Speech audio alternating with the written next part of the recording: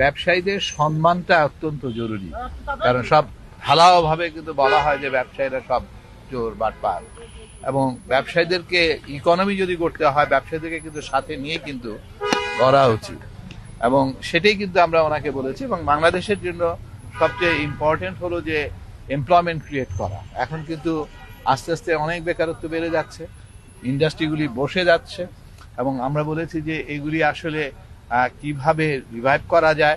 জীবনের সব আয়োজন এখানে একসাথে, সেটা নিয়ে আমরা ওনার সাথে বিস্তারিত একটা আলাপ আলোচনা করেছি।